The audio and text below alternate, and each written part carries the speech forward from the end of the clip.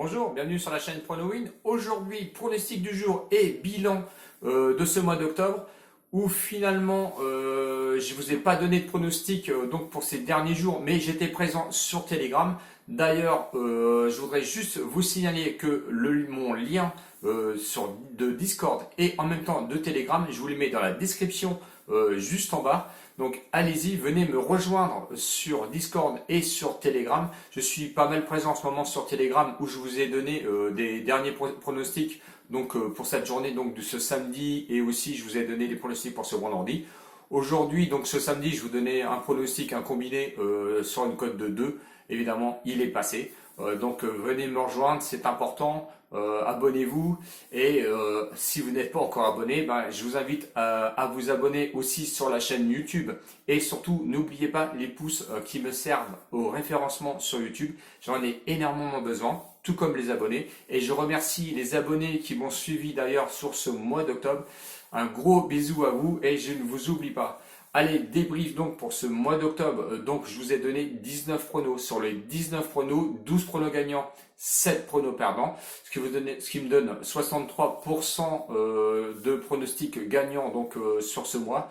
Nous avons commencé avec une bankroll, et ça c'est sur chaque mois. Donc une bankroll de 50 euros, où je vous donne un seul prono par jour avec une mise, oui, de 10 euros sur chaque prono. Donc il n'y a pas de gestion de mise, je le répète. Si le pronostic est perdant, c'est tant pis pour moi. Et s'il est gagnant, c'est encore mieux. Donc je vous ai donné aussi pas mal de combis donc ce mois-ci, en plus que des paris simples, ce qui nous a augmenté un petit peu le niveau de nos cotes. Et nous avons fini en positif ce mois-ci encore de plus 19,72 €. 39% de bénéfices, évidemment de marge sur les 50 euros initiales. C'est quand même important. Sur les 4 derniers mois, on finit 3 mois positifs. Le mois de juillet, c'était 35 euros de mémoire. Le mois de septembre, c'était 18 euros 30 ou 50. Et ce mois-ci, on finit encore en positif de 19,72 €. Voilà, j'espère que vous m'avez suivi, et j'espère que au moins vous êtes satisfait de mes pronostics sur la chaîne YouTube. À savoir que c'est 19,72 € de bénéfices, mais je sais que vous avez des cotes souvent supérieures à celles que je vous donne. Donc vous êtes nettement en bénéfice. Et surtout, un rappel, c'est que tout est gratuit. Je vous demande juste de cliquer sur ma chaîne et de vous abonner. C'est ce qui m'encourage, notamment avec les pouces, et je suis là rien que pour vous. Allez, je vous donne le premier prono donc pour le mois de novembre, donc pour ce dimanche 1er novembre. On va repartir sur un combiné de 2 matchs, avec le premier, en première ligue à 20h15, qui va être Tottenham-Brighton. Tottenham 7e va accueillir Brighton, qui est lui assez mal classé puisqu'il se retrouve 16e. Les cotes, évidemment, Tottenham est favori à une cote de 1,60. Le match nul à 4,20, et Brighton qui est, on va dire, en très mauvaise posture au niveau du classement, est proposé à une cote de 5,40. Tottenham sur son état de forme, ça pète le feu quand même, parce que une victoire à l'extérieur à Manchester United où ils ont réussi à gagner 6-1, match nul à domicile contre West Ham où le match était complètement gagné et je comprends même pas qu'ils se sont fait rejoindre sur un score de 3-3, et la victoire à l'extérieur à Burnley où ils ont réussi à gagner 1-0. Bon, Tottenham est en forme, on le sait, ils jouent la Ligue Europa, ce qui va peut-être les freiner, on va dire, dans leur championnat, mais on sait que la 6e place pour eux et c'est pas leur niveau, puisqu'ils visent pour moi les 3 premières places. Recrutement intensif pour Tottenham, donc ils attendent surtout de résultats. Contrairement à Brighton, qui eux vont certainement jouer les dernières places et essayer de se sauver et rester surtout en première ligue, sur leur état de forme, il y a du mieux. On peut pas dire que c'est sur un déclin, il y a vraiment du mieux. Il y a eu une défaite à l'extérieur à Everton où ils ont pris 4-2. Match nul ensuite à l'extérieur encore à Crystal Palace où ils ont fait quand même match nul 1-1, ce qui est quand même pas mal. Et le dernier match nul à domicile contre West Bromwich où ils ont fait un match nul encore 1-1. Attention, Brighton claque quand même un petit peu de but. Tottenham en prend aussi. Donc attention, ça va être un match un peu foufou pour moi. Sur les confrontations de 2017 à 2019, j'ai retrouvé 3 matchs, 3 victoires de Tottenham. Vous avez bien compris mon pronostic donc pour ce premier match du combiné que l'on va faire. Victoire sèche de Tottenham à une cote de 1,60. C'est une belle cote. Et j'étais même surpris d'ailleurs sur les 1,60 de Tottenham où je les attendais plus, moi, sur du 1,20, 1,20, 1,30. Est-ce qu'il y a quelque chose de caché? Je ne pense pas sur la composition des équipes parce que je ne l'ai pas à l'instant T. Mais je vise toujours Tottenham qui a vraiment besoin de points pour revenir sur le podium donc, de la première ligue. Donc on reste sur Tottenham. Victoire sèche, 1,60 et on va garder ça comme ça. Le deuxième match en Ligue 1, donc match à 21 h entre Lille et Lyon qui va rester un match pour moi très ouvert. J'espère que sincèrement Lyon va jouer un petit peu son jeu. Il va pas fermer le jeu comme il a son habitude.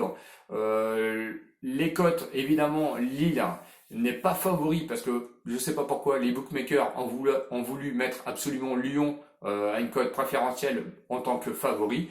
Lille est proposé à une cote de 2,75, le match nul à 3,30 et Lyon à une cote de 2,65.